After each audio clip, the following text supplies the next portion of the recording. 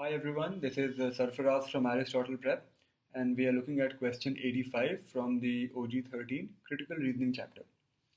So Keith says, compliance with new government regulations requiring the installation of smoke alarms and sprinkler systems in all theaters and arenas will cost the entertainment industry $25 billion annually. So complying with some new regulation will cost the entertainment industry $25 billion. Consequently, jobs will be lost and profits diminished. Therefore, these regulations will harm the country's economy. That's what Keith says. Laura replies that $25 billion spent by some businesses will be revenue for others. Jobs and profits will be gained as well as lost. The question says Laura responds to Keith by doing what?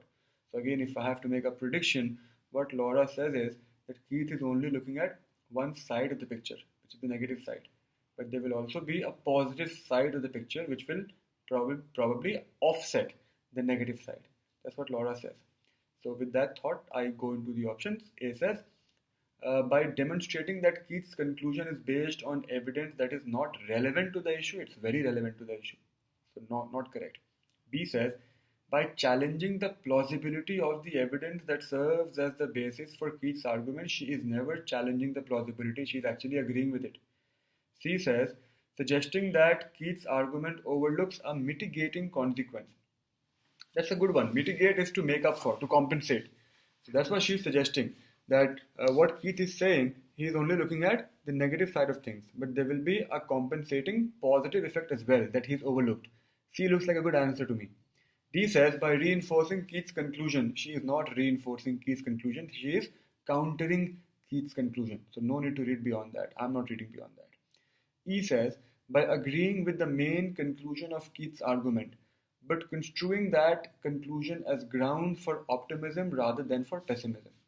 Okay, this is another option that a lot of students go with. It's close because the problem is that she is not construing that conclusion as ground for optimism. She is not saying that it's a good thing that all those jobs will be lost.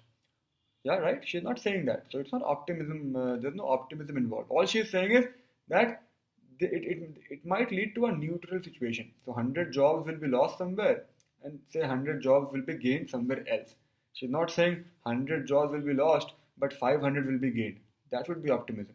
But she never said that. So optimism would be the wrong word.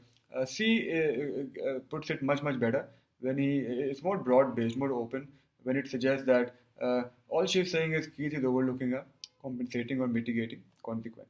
A much better option. So on a scale of 1 to 5, again I would give this one a 4 because these are different question types. So people do get confused on this. A 4 and 5 is what I would give it. Have a nice day.